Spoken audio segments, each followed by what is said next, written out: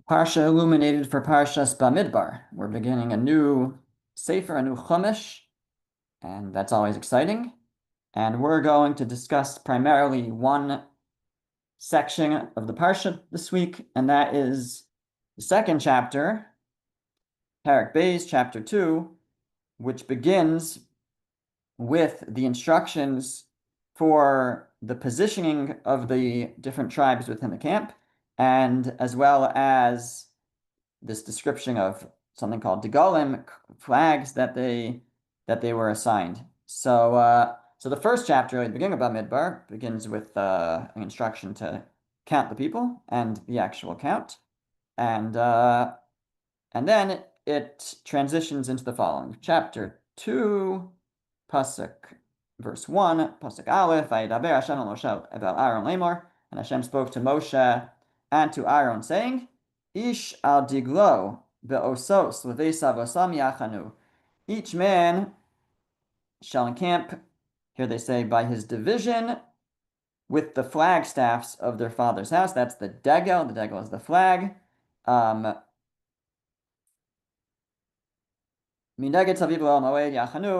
distance from the tent of meeting, they shall encamp. And then I didn't give you all the verses, but I just gave there were basically 4 sections, and each section consisted of 3 tribes. So one section in Pasuk Gimel, verse 3, it says, Vachonim Kedma Mizracha, those camping in front to the east, Degel Machane Yehuda, that was the tribe of Yehuda. And then in verse 10, it has that those camping to the south was the tribe of Ruvain, and those camping to the west was Ephraim, and to the east was, to the north was Dan. And under the verses go through, under each of those there were 2 other tribes, but these were kind of the headings of each section, were these tribes.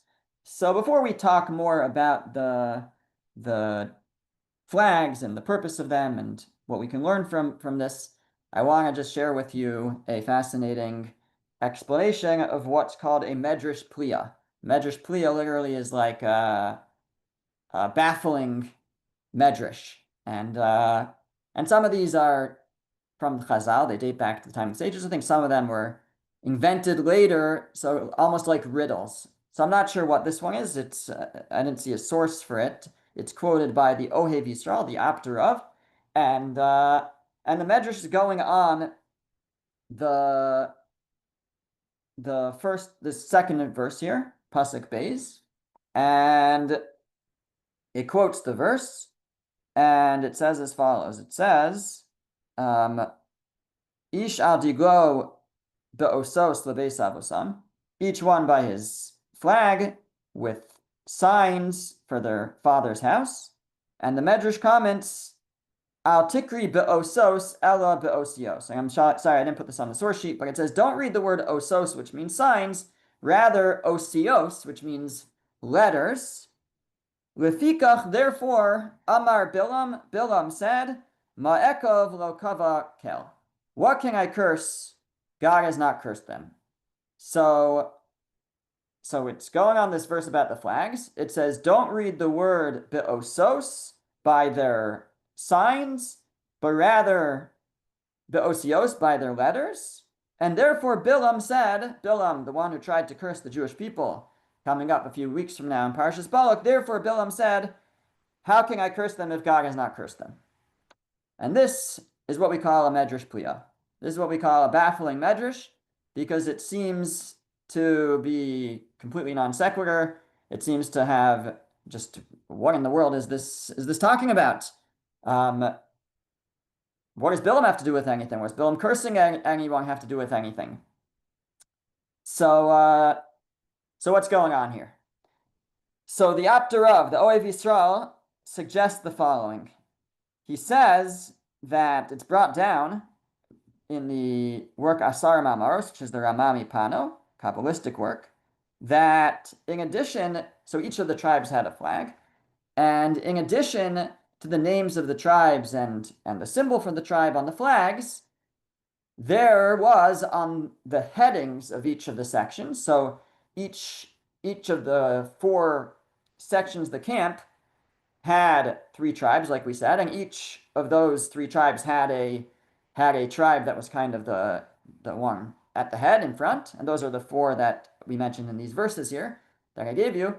So on each of these 4, in addition to having the name of the tribe and the image, the logo, so to speak, they also had the names of the forefathers divided up. So we have Abraham, Yitzchak, and Yaakov, the forefathers, the 3 forefathers, and their names were split up over these 4 flags. So the names that had 4 letters are more simple. Yitzchak and Yaakov. Yitzchak is Yud, Tzadi, Ches, Kuf. So there would have been one of Yud would be on one, Ches on another one, Tzadi on another one, Ches on another one, Kuf on another one. Same with Yaakov. Yud on one, Ayin on one, Kuf on one, Vez on one. Divide up the names amongst these flags. Avraham, though, actually has 5 letters, but only 4 flags.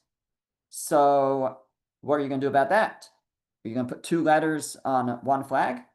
So actually, the Ramami Pano says, no. He says the first flag had the Aleph of Avraham, the Yud of Yitzchak, and the Yud of Yaakov, spelling out like Aye, Iye, Aleph, Yud, Yud. The second flag had the Beis of Avraham, the Tzadik of Yitzchak, and the Ayin of Yaakov, the second letter of each name. The third one had the third letter of each name, the Resh of Avraham, the Ches of Yitzchak, and the Kuf of Yaakov. And the fourth one had, now we have 2 letters left in the name Avraham, a Hey and a Mem. He says the fourth one had the Mem of Avraham, not the 4th letter, but the 5th letter, the Mem of Avraham, and the Kuf of Yitzchak, the last letter of Yitzchak, and the Vez of Yaakov, the last letter of Yaakov. What happened to the Hey? So he says that the Hey had no place. The Hey was floating around. The Hey had no place on the flags, and it was a protection. And the letter Hey, he says, first of all, is related to fertility. Hey lachem zera. Here you'll have seed. We see that that the imahos, the mothers, each had a Hey in their name, Sarah, Rivka, and Leah, and but Rachel didn't, and therefore Rachel says, so she says that Yaakov, you're not gonna have a child with me. Come to my shivcha, to my maidservant, va'evneh gam anochi mimena, and I will build from her. And it means from the Hey, the last letter of the word mimena, from the Hey of her. Hey is associated with fertility. In fact, Avraham doesn't have a child until he gets a Hey in his name. So Sarah starts with the Sarai, it's a Yud, then later she gets a Hey. So Hey is a letter associated with blessing. The Hey kind of floats around, providing blessing to the camp, and the Mem stayed on the flag. But he says that there's more to the story than that, because if we would imagine the last of these letters, the last of these names, with a Hey instead of a Mem, so from Yitzchak, the last letter is a Kuf. From Yaakov, the last letter is a Vez. So, and from Avraham, we have a choice of a Hey or a Mem. So if we were, since, what do we have? We have a Mem, which spells Mem Kuf Beis, Makav, whatever that is. But if we would have been a Hey, we would have had Hey, Kuf, and Vez, which are letters of Kava, which are letters which mean to curse. So therefore, since the Hey was not placed on that flag, we don't have the letters Kava, rather we have Makav, whatever that might be, then we don't have the curse, the word curse on the flag, on the 4th flag. And therefore, we can understand this Medrash Pliya. You go back, and the Medrash says, on each flag were osos. Don't read it as osos, but as osios. There were letters, but therefore, Bilam said, Ma ekov lo kavakel, how can I curse them if God didn't curse them? Meaning, as a result of the way that the letters were positioned, how can I be kava? How can I curse them if lo kava kel? If God didn't put kava onto their flag, God switched the letter mem for the letter hey. So instead of saying kava on the flag and having the letters of kava to curse, it has the letters of makav. So Bilam says, how can I curse them if God did not curse them? That's the very creative solution of the Ohev Yisrael to resolve this medrash pliya, this baffling medrash. Okay. Moving on now to something more practical and some lessons we can take from this discussion about the establishment of the flags and the positioning of the shvatim, of the tribes within the Jewish encampment. So Rabbi Yaakov Kamenetsky poses the following question. He says, we've been in the desert for a while now, a couple months, and or maybe I'm not sure. Does it say what date this happened? Beginning of Bamidbar. Yes, so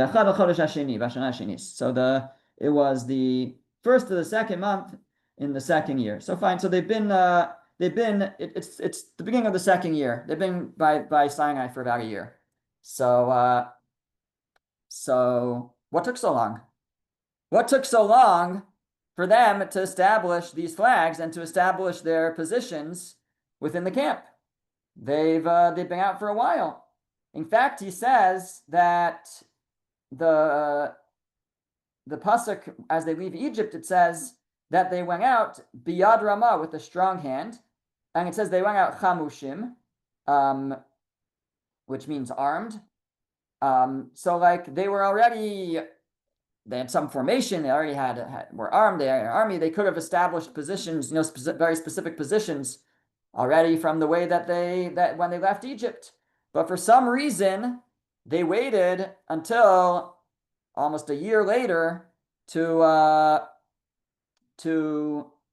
really, it's a year. It's more than a year after they've left Egypt. It's a little bit less than a year since they've arrived at Sinai to arrange their encampment. Why have they waited so long to establish these flags and to establish the positions within the camp? So we're going to come back to that question at the end of our discussion. But we'll develop it through an idea. This is Rabbi Yaakov Kamenetsky, but really we're going to develop an idea from the Sifsei Chaim of Chaim Friedlander, and it really comes back to Rabbi Yaakov Kamenetsky's answer to this question. So let's take a look at a very fascinating medrash. The medrash says, it's going on a verse in Shir Hashirim. This is on the source sheet. The verse in Shir Hashirim, in the Song of Songs, chapter 7, it says, Shuvi, Shuvi Hashulamis, Shuvi V'necha Zibach. Return, return, O Shulamis, return, and let us gaze upon you. Matechazu bashulamis kimecholas hamachanayim. What will you see for the Shulamite as in the dance of the two camps? So this is a verse in Shir Hashirim, as I said, in chapter 7 of Shir Hashirim, and this is part of the discussion. The back and forth Shir Hashirim is this discussion back and forth between the Jewish people and Hashem and God, but we're going to leave aside the simple understanding of that verse and read what the Medrash comments on this. Says the Medrash, the Yalkut Shimoni, it says, Umos ha'olam omrim la, the nations of the world say to her. So the Medrash is reading that this is the nations of the world talking to us, talking to the Jewish people, and they say, Shuvi, Shuvi, come back, return to us, come to us, oh nation, Jewish nation. Cleave to us and come to us, and we will make you dukes, governors, and princes. The nations of the world call to us, and they say, come, join us, leave your traditions, leave all that stuff behind, come, we'll give you honor, we'll give you fame, we'll give you wealth, we'll make you dukes, we'll make you governors, we'll make you princes, and leave all that religion behind. The Yisrael, but Yisrael says to them, Matechazu bashulamis. What do you see? Magedula atem nostim lanu. What greatness are you offering us already? What can you give us that's better than what we have? Can it be like the circle dance of Machanaim? So the end of that verse says, Can you give us something like the Mecholas HaMachanaim? What's the Mecholas HaMachanaim? The circle dance of Machanaim. What is the circle dance of Machanaim? The Medrash elaborates and it says, can you give us the same greatness that the Holy One blessed He gave us in the wilderness? The banner of the camp of Judah, the banner of the camp of Reuven, the banner of the camp of Ephraim, the banner of the camp of Dan. Can you do the same for us? Atem lashes King, can you do that for us? No, you can't. And therefore, no thank you. We're very happy continuing to do what we do. The response of the call of the nations of the world. The nations call to us and they say, come join us. Leave your Jewishness behind. Come and join us. And what is our response? Our response is, can you give us something like our encampment in the desert? No, you can't. You can't give us anything like that. So why would we want to come to you if we have something so great as our encampment in the desert? That's the Kimecholas HaMachanayim, like the dance, the circle dance of the camps. That's how the Medrash is interpreting it. And so this we need to understand. What is it that we're saying to them? Like, no, thank you. We have no need for that which you offer. We're not tempted by all that you offer because we have our encampment in the desert. What's so great about the encampment in the desert? And we don't even have that anymore. We no longer have the encampment in the desert. So that doesn't seem like a good response anymore. And lastly, why are we referring to the encampment of the desert as Mecholas HaMachanaim, the circle dance of the desert? What's the message of that word, a machol? A machol is like a dance, a hora almost, maybe. A circle dance. Why are we referring to the way that we encamped in the desert as a mecholas, as a circle dance?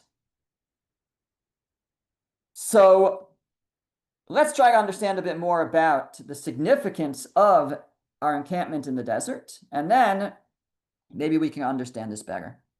So, as I mentioned, that each of the tribes not only had their name on their flag, but they also had an image. Rashi actually, I think, makes this comment. I didn't put it on the source sheet, but Rashi says, so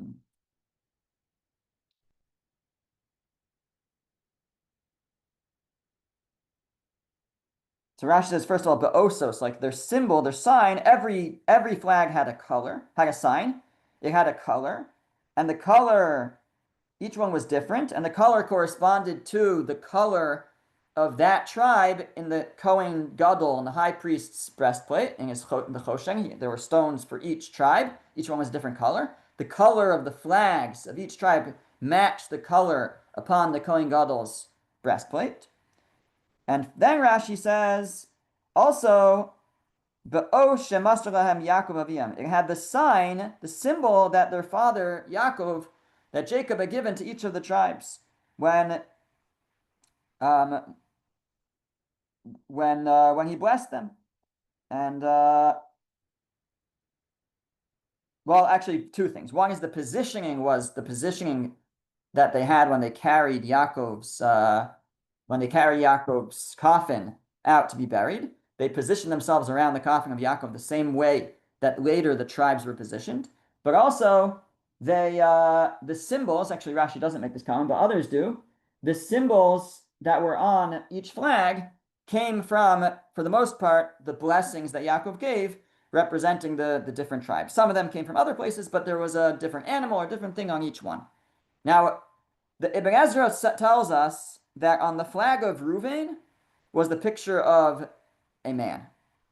On the flag of Yehuda was the picture of a lion. The lion is Gur Ar Yehuda. That's the blessing that's how Yaakov describes Yehuda, as like a lion. On the flag of Ephraim was a shor, an ox. And on the flag, and also that's part of the blessing of Ephraim, actually that Moshe Rabbeinu gives at the end of the Torah in V'zos HaBracha. And on the flag of Dan was a nesher, was an eagle. So these four tribes that I mentioned were the four main tribes, right, in the positioning of the camp. So we had one that was a man, one that was a lion, one that was a ox, and one that was a eagle. Now, do those four things remind us of anything? So it might take you back to our class on Parshas it would have been Vayetze, when we talked about The chariot. the chariot, right? The chariot that Yecheskel sees in his image that God sits on. This is the Merkava. This is the chariot of God. And so the four kind of primary tribes are representing their symbols represent the four faces that are on the, again, it's symbolic, it's spiritual, but this chariot of God, so to speak. This is the chariot of God, the encampment of the Jewish people. This is where God is going to rest his presence in this place.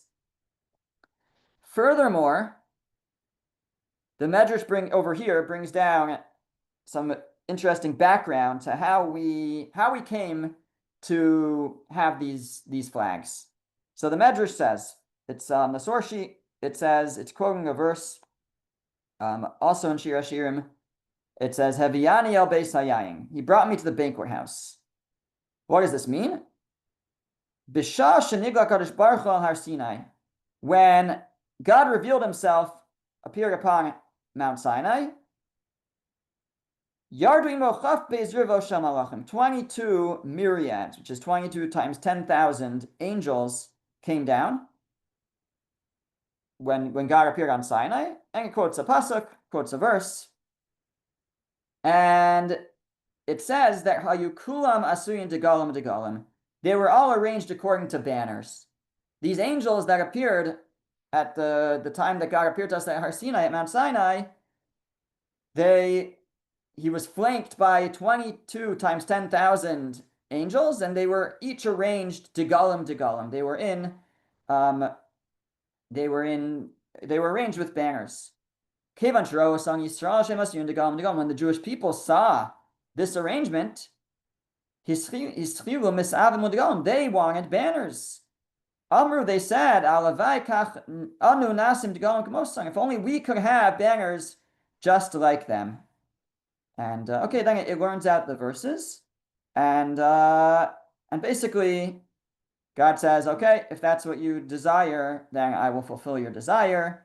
And miyad, immediately after, he informed them, go arrange them according to banners as they desired. Now it's not immediately, unless this is out of order, and this verse is really maybe happened many months earlier or many months later. Okay, if you take the words of this midrash literally, miyad, it says towards the end of the midrash, it says miyad odi Elohem. Immediately, Hakadosh Baruch Hu said, "Okay, you can have the banners." Then we would say that this story actually happened at the beginning, right after the revelation at Sinai, which would be an answer to Rabbi Yaakov Kamenetsky's question. This didn't happen later; it happened now. It happened at the time of the giving of the Torah. But leaving that aside for now, what we see from this medrash is that what prompted the Jewish people to actually ask for degalim, for banners, was they saw that the angels had banners. The angels that came down at the revelation, they had banners, and they said, we want banners just like the angels have. What is the significance? Why would the angels have banners? What is the purpose of banners? What are they meant to accomplish? So the Sifsei Chaim explains that what this is telling us, the banners represent positions, really. They represent positions. They could also have symbols that represent something. They also represent that the different angels have their different positions around, I guess, God appearing to the Jewish people in this case. And he says each one is based on the purpose of that angel. The Medrash teaches us, we read this when we at the end of Shemona Esrei, and we read this at the end of Kaddish, Oseh Shalom Bimramav, Hu Yaseh Shalom Aleinu, right? That the one who makes peace in the heavens, in the Bamaromim, in the high places, should make peace amongst us. So the Medrash comments that the different angels have different have different purposes. We spoke about this recently. Michael brings snow, he said, the Medrash says. Gavriel, fire. And they stand next to each other, each one with their very different purpose, and they don't hurt each other. They don't insult each other. Rather, Oseh Shalom Imromov. God makes literally peace in the high places. They're at peace with each other, even though each one is doing something different. And the Medrash says that if God needs to make peace, if God needs to make shalom, oseh shalom b'imramav, if even though they're in the heavens, it's needed that God make peace amongst them, amongst the angels who have no jealousy and no hate for each other, then amongst people who have jealousy and who have hate, certainly hu yaseh shalom aleinu, we ask God, we need you to help make peace amongst us. But the Sipsei Chaim suggests that we should not be reading the word shalom simply as peace, oseh shalom, but rather the word, what do we mean? The angels would fight if God wasn't making peace amongst them? He says that's not what it means. The angels aren't going to fight either way. But what it means is that God makes shalom from the word completion, shleimus, that God makes a sense of fulfillment, a sense of purpose, a sense of completeness amongst the angels, that each one understands and realizes their tafkid, their purpose, and memela. As a result, there's peace. There's no fighting, because each one recognizes that they each have their own unique purpose, and that's certainly the case for angels. There's no overlap, right? They each, this one has this mission and this one has this mission. Like we spoke about recently, that's what an angel is. An angel is its mission. That is what it is. And actually, I don't know if we spoke about it now that I think about it. I can't remember. I definitely spoke about it somewhere, but I don't think it was here. So each one is its mission, and so that's what keeps them separate. That's what keeps them at peace, is that they understand that they each have their own purpose. And it's not only that, though. There's something that unites them, and that is the mission to fulfill the will of God. They're all surrounding the throne of glory. They're surrounding the Kisei HaKavod, and together they serve God with joy and completeness. That's what the angels do, and that's what we pray. Hu yaseh shalom aleinu. God should also give us that sense of shalom, of peace, of inner peace, of a sense of completeness, a sense of purpose and recognition that we each have our own purpose, our own mission, and therefore then we would serve God with brotherhood and joy. So at the time of Matan Torah, of the revelation at Sinai, the Jewish people saw these angels, and they saw them each with their degalim, with their flags in their special places, each one in their unique position, that they would serve their purpose. And on the one hand, each one was unique, and on the other hand, they saw how they worked in tandem, they worked together, and that's what they were jealous of. That's what the Jewish people saw. And they said, we want to be like that. We want degalim. We want flags. We want to recognize each of our own mission and purpose and place amongst the Jewish people, and at the same time to be able to have that achdut, that achdus, that oneness and togetherness that the angels have. So God responds and he says, okay, if that's what you're asking for, then you are going to get it, and you are going to get your degalim. You're going to get each tribe will be assigned its own unique flag, with its own unique color, and its own unique symbol representing the purpose and the mission of each shevet, of each tribe, because each one has its own unique role to play amongst the Jewish people. And that was what they sought, and that's what they were given. And he says, with this, we can go back and understand our response to the nations of the world. The nations of the world, they say, come, right? The Midrash says, they say, Shuvi, Shuvi, Ashulamis, come to us. Give up your ways. Come and join us. Come and we'll give you recognition. We'll give you power. We'll give you wealth. And what is our response? Our response is, why would we want that if we can have Mecholas Hamachanaim, if we can have an encampment, a circle around the camp, if we can encircle the camp, if we can have, as the Medrash elaborates, the Degalim, the flags of the tribes surrounding the camp. And the idea, explains Rav Chaim Friedlander, is that maybe the nations of the world, they just see the encampment around the Mishkan, around the tabernacle, and they don't see the purpose and the mission in each one. But really, this encampment represents the positions and the flags. It all represents that each of these tribes has a unique role in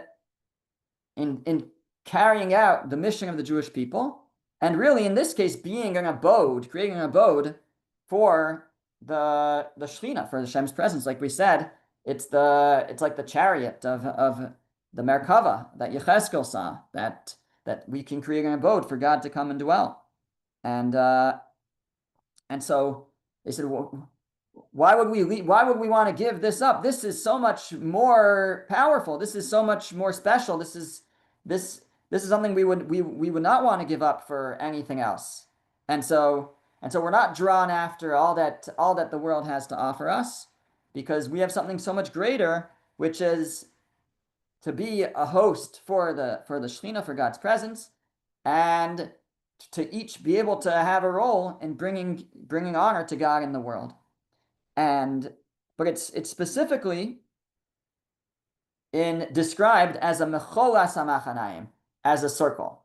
Now, I don't know if there's any source other than the interpretation of this verse that the encampment was actually in a circle around the Mishkan. Most of the pictures kind of have it almost like a T, like here, and here, nothing in the corners. But even if it was like that, but it's described as a circle because it represents something. It could have been it was a circle. I don't know. I wasn't there. But the Medrash is interpreting this verse in Shir Hashirim to describe it as a circle, and it's there to bring us a message. And the Sifsei Chaim wants to bring out this message based on a passage in the Gemara at the end of Tractate Tainus, and it's the last source on the page. And the Gemara says, Amar Ula Bira. Ula Bira said, Amar Rabbi Elazar, name of Rabbi Elazar. Asid HaKadosh Baruch Hu lasos machol latzadikim. In the future, God is going to make a machol, that same word, a dance, a circle dance, for the righteous. V'hu yeshe b'neim b'Gan Eden. He's going to sit in between them, in the middle, in Gan Eden, in the Garden of Eden. That's how we describe the world to come. And so, again, we're describing maybe something spiritual, but it's described as there's going to be a circle of all the righteous, and God is going to be in the center. And it says, V'chol echad ve'echad mara be'etzba'o. Each person is going to point with their finger, and they're going to say, V'amar b'yom hahu, and they're going to say on that day, Hinei Elokeinu zeh, this is the God, kivinu lo, that we hoped for, that we waited for, v'yoshienu, that he should save us, and indeed he has, and let us rejoice in his salvation.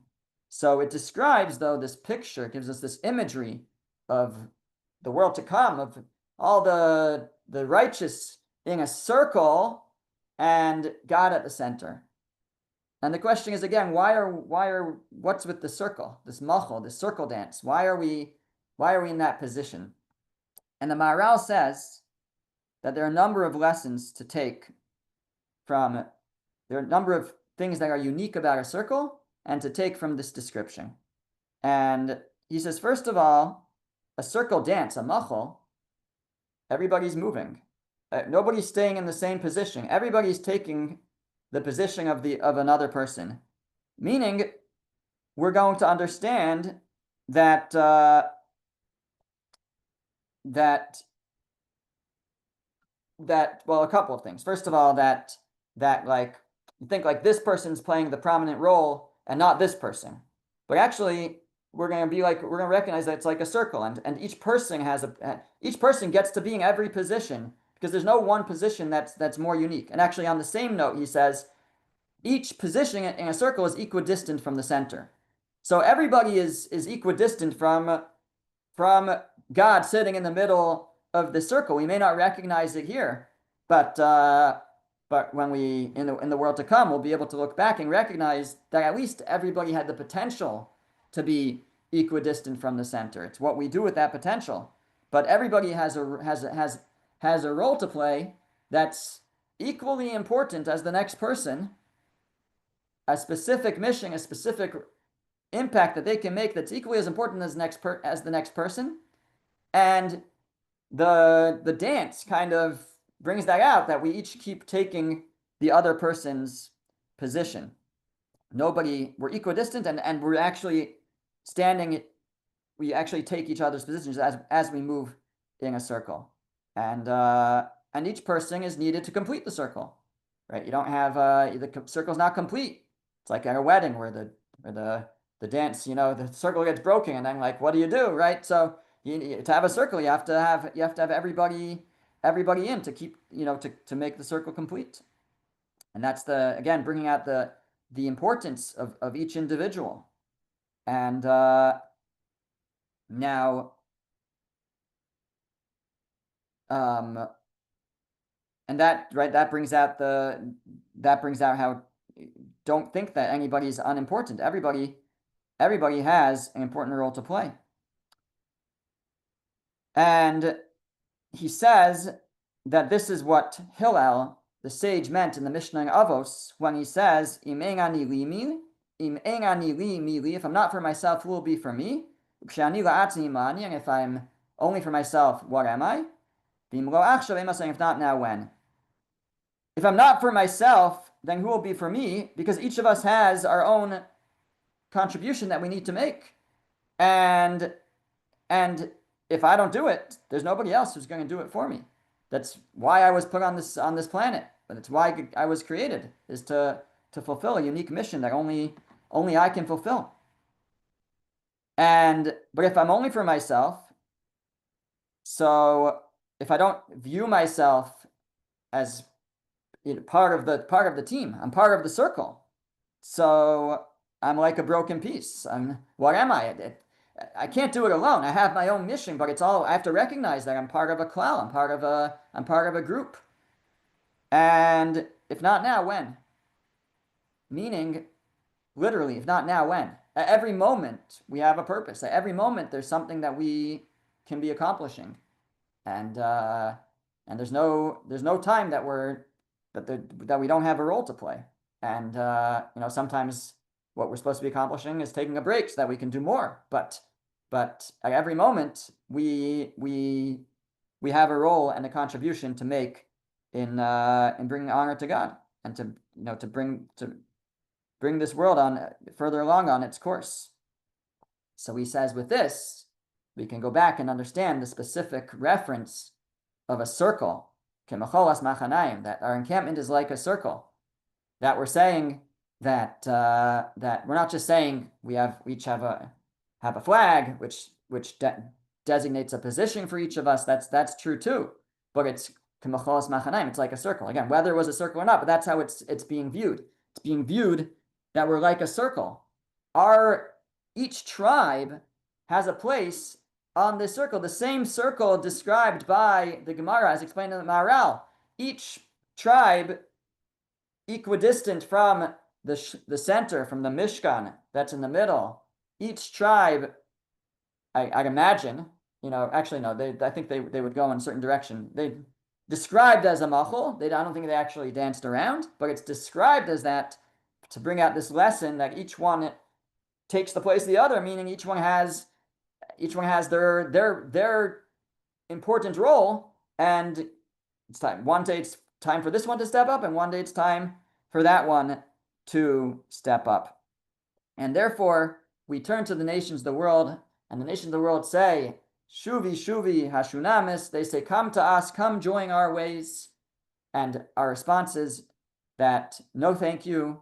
You don't have anything to offer us compared to that which is represented by the Mecholas HaMachanayim, the circle of the encampment of the desert, where we're all positioned around the Mishkan. We're all positioned around the place of the Shekhinah. We're all a vessel for God's presence, and we all recognize that represents that we each have a tafkid, we have a purpose. I'm not going to abandon that purpose, and because it's so much loftier to pursue my mission, our mission, and that is our response. And based on this, we can come back and answer the question that we started with also, which is why wait till now to assign these degalim, these symbols, these flags, and these positions. And Rabbi Yaakov Kamenetsky says, because on the one hand, having different flags can create discord and strife, because we're highlighting our differences. And but of course, we recognize that no, each of those differences is a unique quality that each tribe has, each individual has, that represents that's there for them to bring out their mission and their purpose. But you need something to rally around. In order for there to be unity, it has to be around a purpose, a joint mission that unites them. And so it's not until now, it's not until the Mishkan has been erected, which only happens basically a year after they leave Egypt, when the Mishkan is finally erected. Now it's okay to teach and to teach the individuality of each tribe. Before they had this Mishkan at their center, this place of God's presence to unite them, so then it could potentially create strife to highlight the differences of each of the tribes. But now that we have that rallying point, we have that which unites us. So now now it's the time to highlight each one's unique mission and unique character, so that each one can pursue that purpose. And so for us too, we are to recognize we can be part of that machal, we can be part of that circle of the righteous, recognizing every day in lo achshav emasai, right? If not now, when? I have something that I'm to pursue, my own spiritual growth, what I can do to bring others spiritual growth, and help others, all the different mitzvos. Each of us has our contribution to make, and recognizing our unique talents and abilities, and bringing them out is not something that will create strife, as long as we do it we're all uniting in the same purpose, which is to bring God's presence into the world and to fulfill God's will. So, fine, we'll stop. Amen. Thank you, Rabbi. You're welcome.